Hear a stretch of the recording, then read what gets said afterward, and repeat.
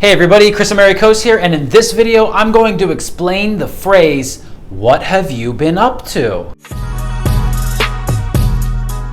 People usually ask the question, what have you been up to, when they haven't seen a person in a long time. For example, you haven't seen your friend Tommy in a really long time, and then you see him one day and you say, hey Tommy, what have you been up to?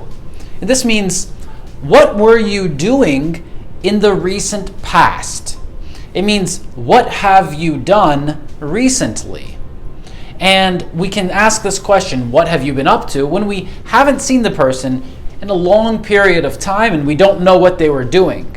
Now, if we know what they were doing, then we don't usually ask this, right? So if Tommy went on vacation to another country for a month and then he came back, we would probably say, how was your vacation, right? We wouldn't say, what have you been up to? He'll be like, well, you know, I was in another country, right? Because he's our friend. If you're watching, hi Tommy! But the question, what have you been up to, is not the only time that we use the verb to be up to something. Let me give you a few more examples of that. Maybe your friend goes into another room for a very long time. I'm not saying which room, but you know, when you gotta go, you gotta go. So your friend goes into a room for a long time and you're waiting and you start to think, maybe something strange is happening in there. And you knock on the door and you say, hey, what are you up to in there? What are you up to? What are you up to? I'm not up to anything. I'm making a video. This is the phrase to be up to something.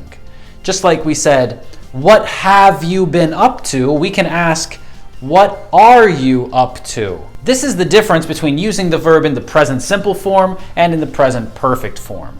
And basically this verb, to be up to something, means to do something, right? That's basically what it means. It means to do. So when we say, what are you up to? We're asking, what are you doing?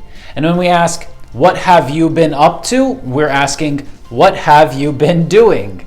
That's it. Now, maybe you noticed that when I told you the example of your friend getting stuck in the bathroom or some other room, that when I said, what are you up to in there?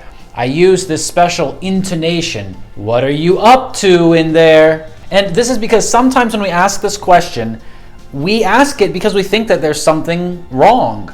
We think that something strange is going on, and we think maybe someone is doing something that they shouldn't be doing. So another really good example is when a child is playing in his room and the parent opens the door and sees the child and says, what are you up to? What are you up to? It's like, what are you doing? But it's also like, you're not doing something bad in here, are you? Now, it doesn't always have that meaning. In fact, we use this question, what are you up to, all the time. We might use it to ask about plans. Like, I might ask you, hey, what are you up to Thursday evening?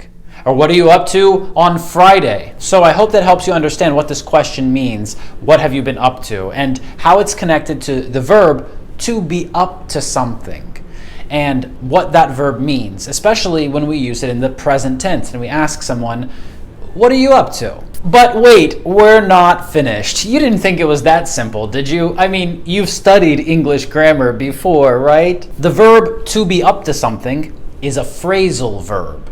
A phrasal verb is a special type of verb that includes a verb, like usual, and something else that we call a particle. It's a small word, usually like in, on, about, around, under, over, things like that. And this verb, to be up to something, is a phrasal verb. In fact, it has two particles. To be is the verb, and then we have the particle up, and then we have another one, to be up to. And if you know what a phrasal verb is, then you probably also know that they have a lot of different meanings. So they can be really hard to understand. And to be up to something is not an exception. So in this video so far, we talked about the first meaning of the verb to be up to, and it means to do something. And the second meaning of this means that you have enough energy or desire or motivation to do something. For example, maybe our friend Mike doesn't feel very well. All day he just hasn't felt very well and he feels a little sick or ill. And now we're all going out to a restaurant to eat, all of our friends, and we feel bad for Mike because probably he doesn't want to go, right? But so we want to ask Mike if he has enough strength, if he feels good enough to go with us. We can say, hey, Mike, are you up to coming to the restaurant with us? Or we might say, Mike, you can come to the restaurant with us if you're up for it. And this means if you feel good enough, if you have the strength, the motivation, the energy, the health. So that's the second meaning of the verb to be up to something.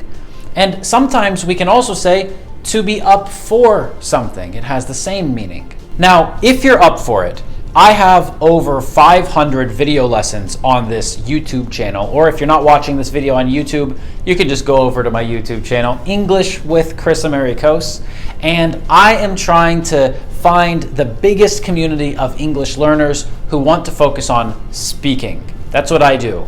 All day, every day, I help people speak English. So I suggest you watch all of those videos if you're up for it, and leave a comment under each one so I know that you watched all of them, right? So let me know if you're up for it in the comments, and if you're not up for it, then you can just let me know what you're up to instead, right? Like, what are you spending all your time on? What are you up to every day? Why can't you watch the videos if they're going to help you learn English? And why can't you join speaking lessons if it's going to help you speak? So there's a link under this video where you can click and go and join 24/7 speaking lessons and get practice every day. And don't worry, I checked and Mike feels a lot better. I'm up for it! So what are your plans this weekend? Well, it depends what you're up to. I'm not up to anything. Okay, so if I call you at 2 o'clock tomorrow, what will you be up to? I called you at 2 o'clock. What were you up to when I called? That's all. Thanks for watching this video. Make sure you press like, press subscribe so you always know what I'm up to, and leave a comment down below so that I know what you're up to. And then press that bell button so you get notified when I publish a new video. I'll see you in the next one. Bye-bye.